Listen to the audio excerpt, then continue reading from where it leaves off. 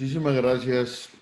Buenos días a todos. Antes que nada, agradezco la invitación a participar en este congreso de la Sociedad Dominicana de Neurología y Neurocirugía. Es un placer para mí.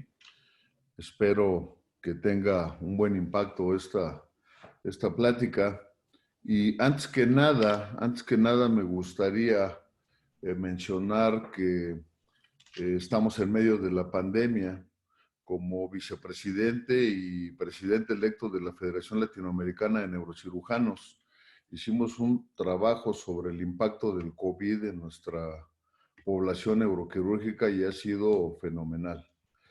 Una reducción de aproximadamente el 70 al 80% de las actividades neuroquirúrgicas, lo cual dejará secuelas, sin duda alguna, en la educación de los neurocirujanos jóvenes, que esperamos no sean de impacto importante en la atención de los pacientes.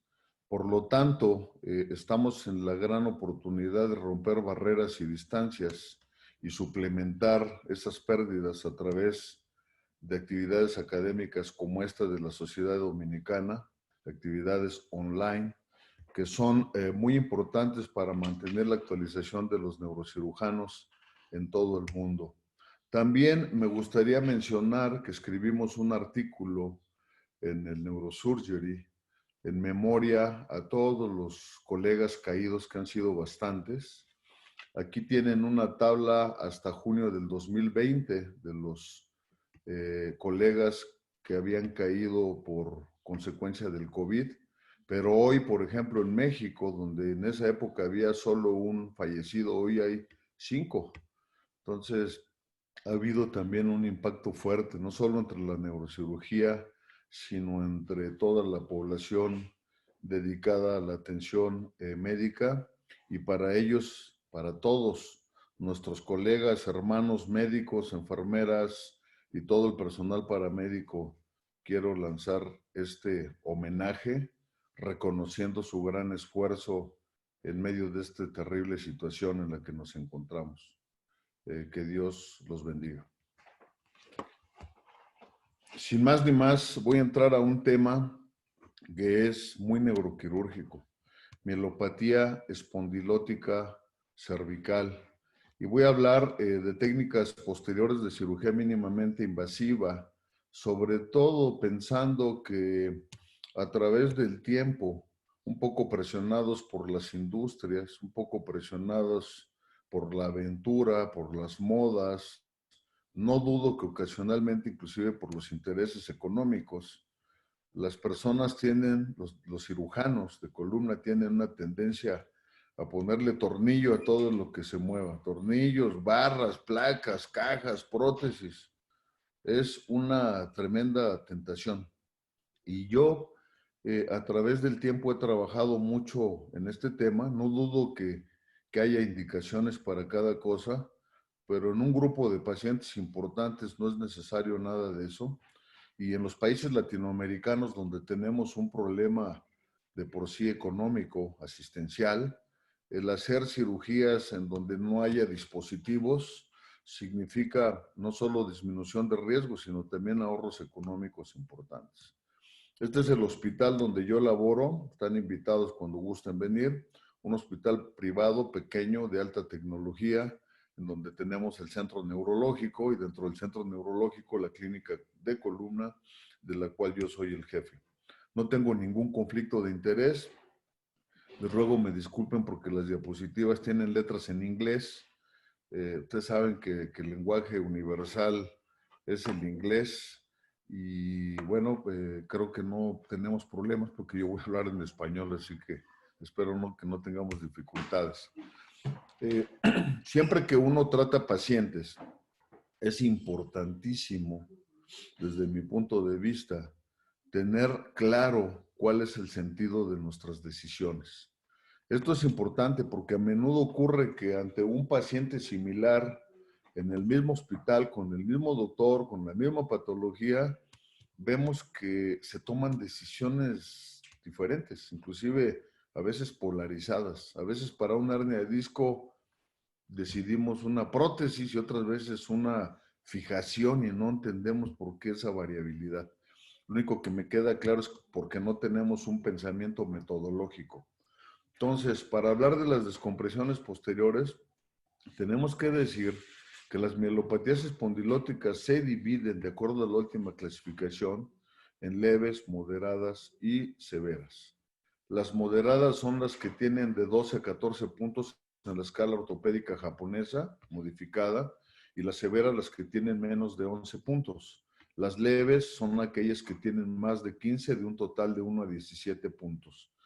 Hasta hoy, para mielopatías leves, la medicina basada en la evidencia sugiere que se deben de vigilar los pacientes, aunque basado en la disminución de riesgos, hay una presión científica ya para tratar a estos pacientes a tiempo.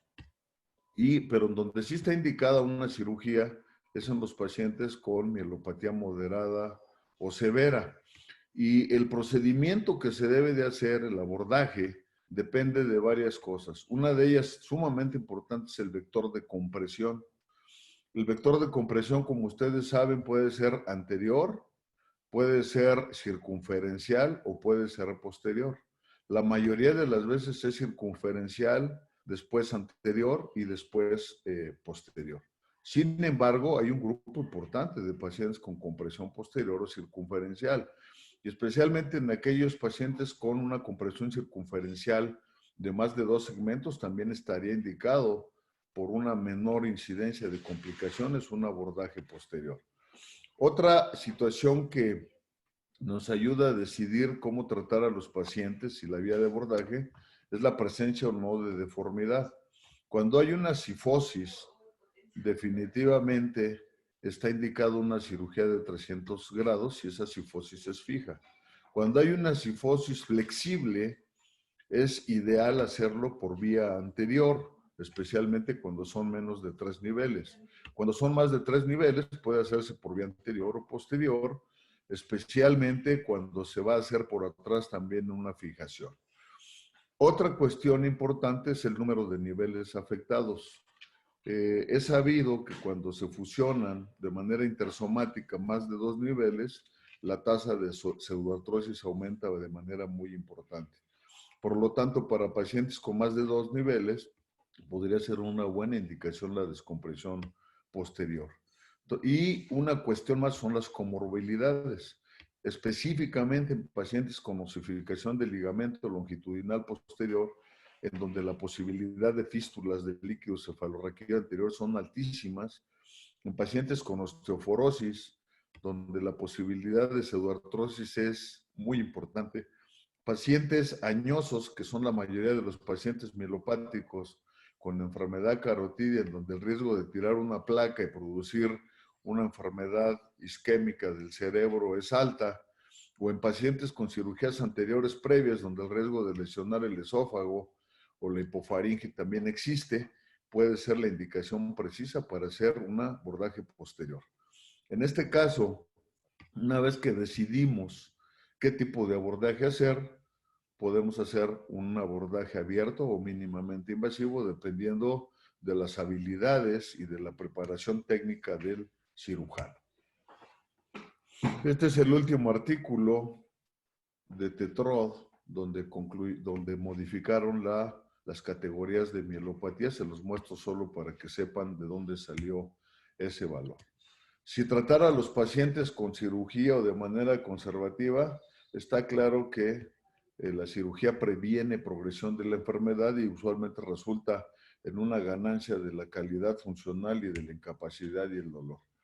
Las indicaciones para operar pacientes mielopáticos son la persistencia de síntomas después de tratamiento conservador, el déficit neurológico con señales intramedulares de cambio en la resonancia magnética, la deformidad angular, principalmente cifosis, la osificación del ligamento longitudinal posterior con una reducción importante del diámetro del canal espinal, o pacientes con inestabilidad y cifosis multinivel o con patologías de más de 3 niveles.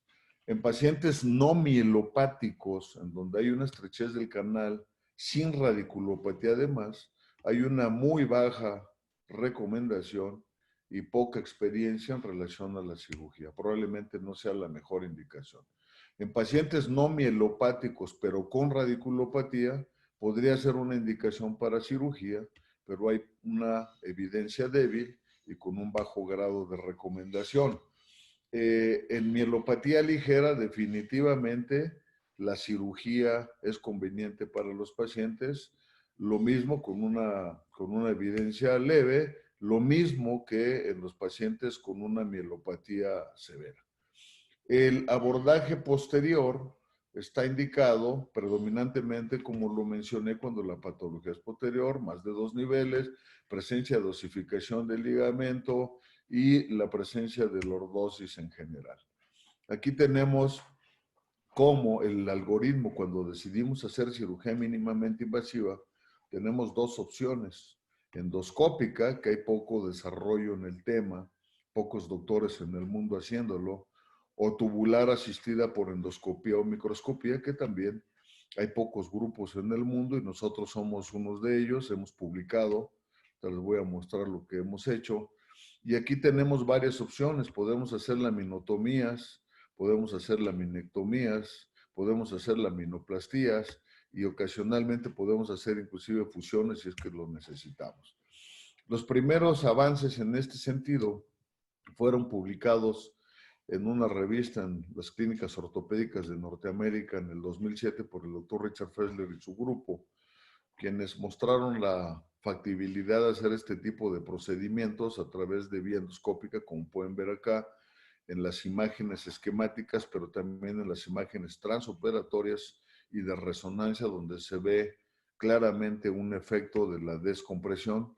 Sin embargo, llamando la atención que está bastante lesionado el músculo de la parte posterior.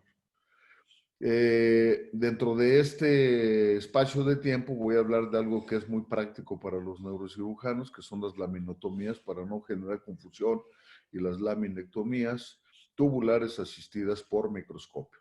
Esta imagen, esta fotografía que ven del lado derecho de su pantalla, corresponde a la colocación de los tubos sobre las láminas para que se den una idea. Y este es un artículo que publicamos en el Operative Neurosurgery con el grupo de Roger Hartle en Weill Cornell University para demostrar la factibilidad de la técnica, pero también unos resultados preliminares muy adecuados.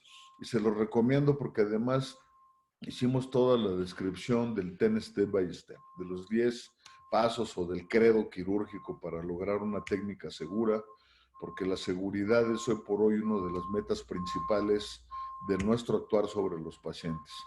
Recordar que los accesos tubulares microquirúrgicos son una técnica transicional entre la endoscopía pura, en donde los tubos de trabajo usualmente son menores de 10 milímetros, y la cirugía abierta o mini abierta, que usualmente es de más de 30 milímetros, y aquí utilizamos canales que pueden ir desde 10 hasta 25 milímetros. Yo usualmente uso canales de 10 a 14 milímetros y con eso me siento muy cómodo para trabajar en el microscopio.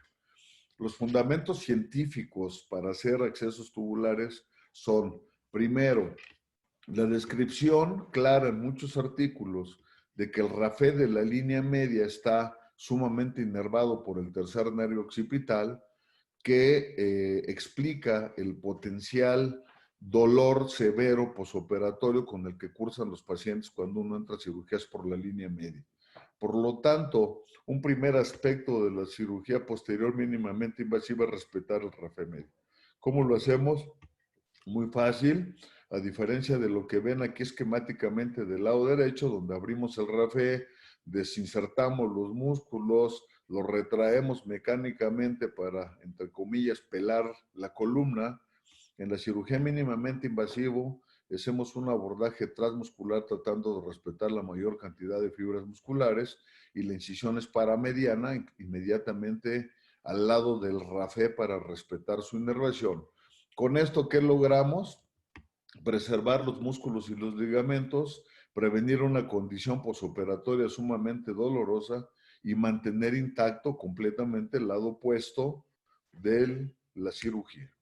Y al mismo tiempo de lograr estos objetivos, preservando ligamentos y músculos y preservando completamente la parte contralateral, mantenemos la estabilidad y la lordosis de columna.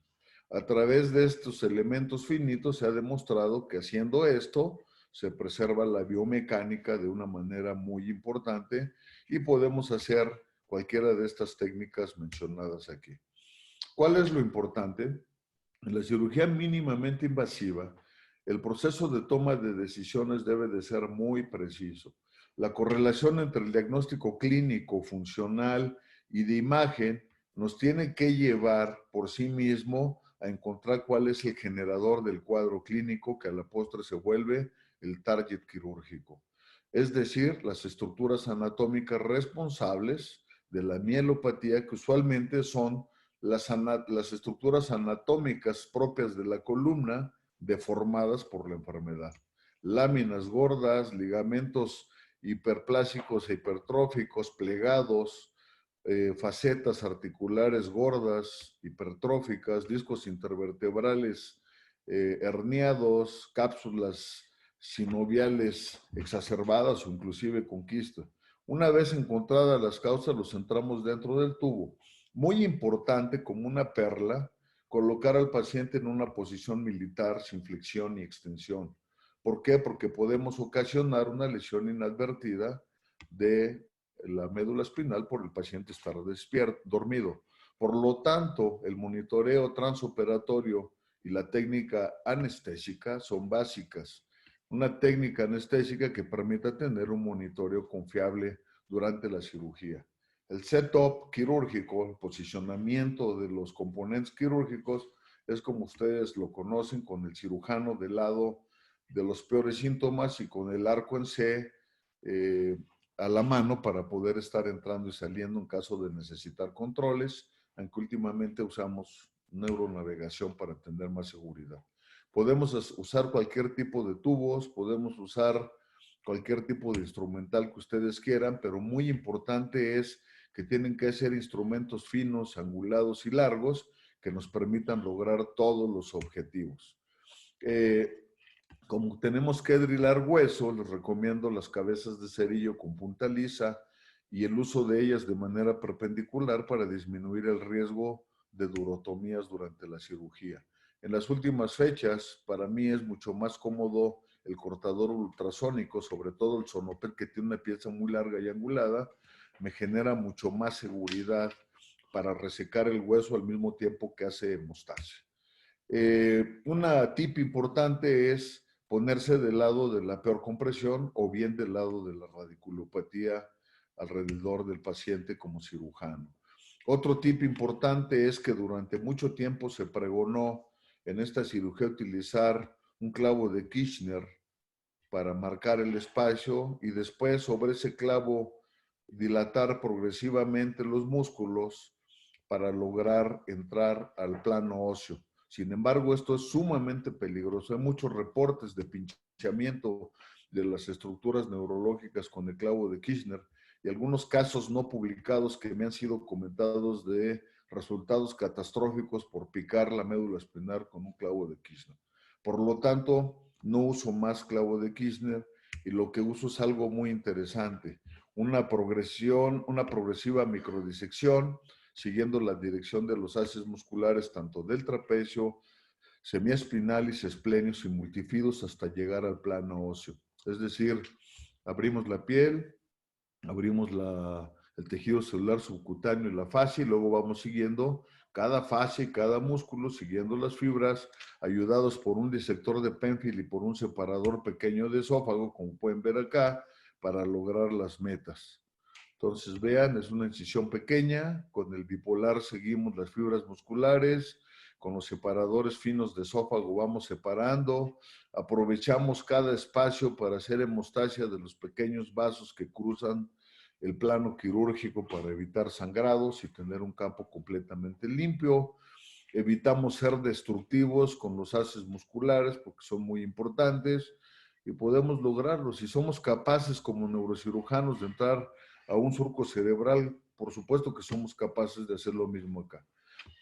Colocamos el tubo y obtenemos una visión sumamente limpia del campo quirúrgico que nos permite inmediatamente identificar los landmarks, que ahorita los voy a mencionar, y drillar lo que tengamos que drillar en el momento adecuado para lograr una técnica sumamente limpia. Esto es una cirugía real y vean que prácticamente no tenemos sangrado, no tenemos problemas para identificar lo que tenemos que hacer, inclusive para cruzar la línea media. Muy importante la curva de aprendizaje. No podemos querer hacer estas técnicas complejas solo viendo una plática o viendo un caso. Tenemos que llevarlo a un estado en el cual seamos capaces de mover los instrumentos que usamos en cirugía abierta desde el exterior a través de ese pequeño tubito y sin bloquearnos la visión, sin bloquearnos en ningún momento la visión de lo que estamos haciendo. Una perla importante es que no podemos avanzar si no reconocemos plenamente los landmarks quirúrgicos. ¿Cuáles son esos? Es muy sencillo: el espacio interlaminar, la unión laminofacetaria, la línea media, las facetas. Y una vez que nosotros encontramos esto, saber que el ligamento flavum se inserta en el tercio medio de la lámina superior a tratar y que su límite inferior está en el borde superior de la lámina inferior, y entonces así entendemos que tenemos que colocar un tubo siguiendo ese sentido, centrado 2/3 mediales a la unión laminofacetaria y 1/3 sobre las facetas. Eso es muy importante para lograr la técnica. Un truco importante es mover el tubo en sentido craniocaudal o en sentido lateromedial para lograr un amplio campo quirúrgico. Es decir, no piensen que porque el tubo es pequeño nos limitan. No, para nada. Nosotros podemos ir craneal, caudal, etcétera. Ahí tienen unas imágenes, vean, como la columna es lordótica, sobre un mismo punto, pivoteando hacia un lado y hacia otro, podemos obtener un buen campo. Cuando vamos a operar más de 2 segmentos, sacamos el tubo y hacemos otra disección muscular para poder lograr un acceso correcto sobre la misma incisión.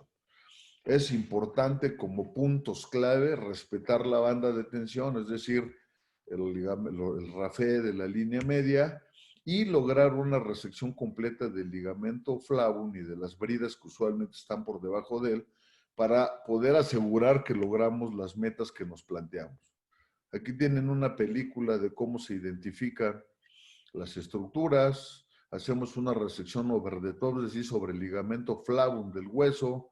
Ubicamos los límites inferior y los límites superior del ligamento amarillo, que es muy fácil con el microscopio. Aquí lo van a ver, miren, ligamento. Aquí está el límite inferior clarísimo, la dura, y el límite inferior del ligamento clarísimo, y acá está el límite superior, donde está mi flecha, y una vez que logramos eso en todo el sentido diametral de la columna, retiramos el ligamento y la brida que estaba por debajo para lograr una compresión correcta. Vean estas imágenes secuenciales.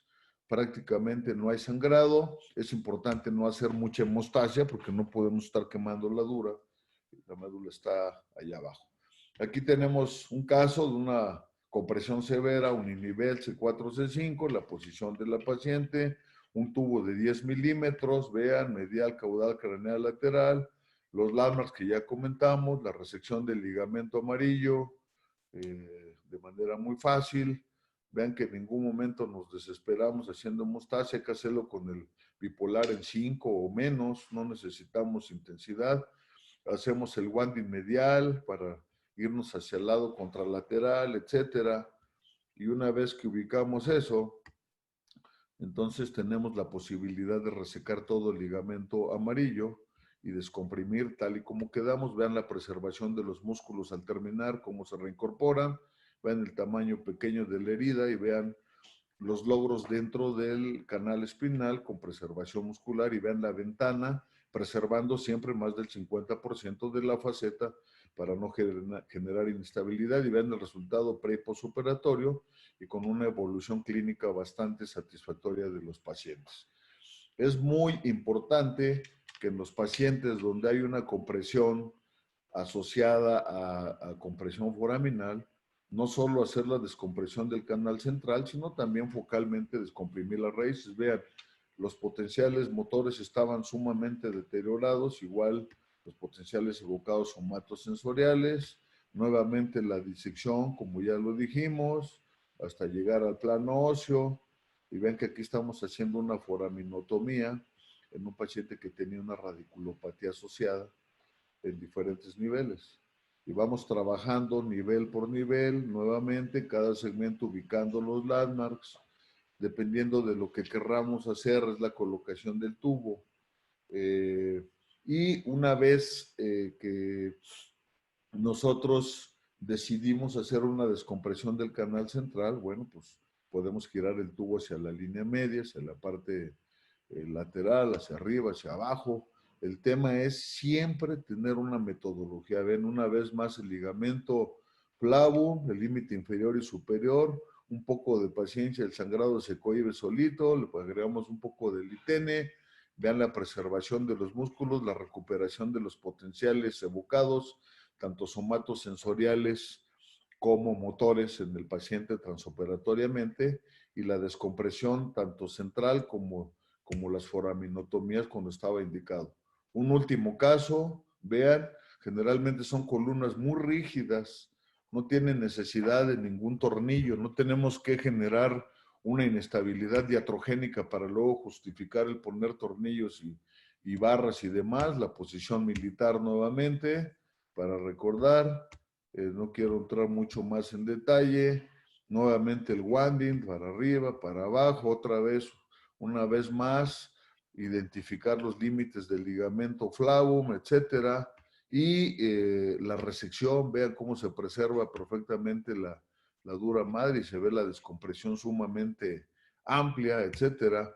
Y al final de todo esto, lo importante es que hacemos una descompresión sumamente amplia en un paciente con mínimas molestias posoperatorias, podemos lograr lo que querramos, y con una descompresión bastante importante, como pueden ver en estas imágenes, tanto sagitales como axiales, y en esta imagen comparativa del preoperatorio del lado izquierdo con el posoperatorio, donde se ve claramente el efecto de nuestra cirugía y la preservación de una buena lordosis, como queda claro, y del RAFE también.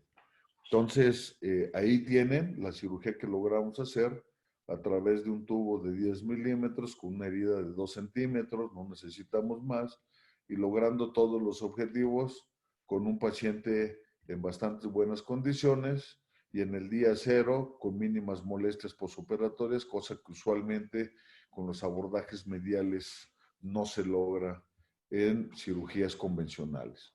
Reportamos unos primeros 15 casos en ese Operative Neurosurgery con excelentes resultados, con una mejoría del VAS de casi 7-2, etcétera, todo bastante bien. Y lo que quiero que se lleven a casa es que esto está indicado para pacientes con predominio de compresión circunferencial o posterior, que el landmark anatómico más importante es el cruce entre el espacio interlaminar y la unión laminofacetaria, que no debemos de drilar más del 50% de las facetas y que tenemos que usar de manera correcta el drilado del hueso para evitar fugas de líquido cefalorraquídeo. Una cosa importante es que el cirujano tiene que estar preparado para cualquier situación. Justo en el caso número 16 o 17, una vez que habíamos publicado, nos ocurrió la primera durotomía, la tienen.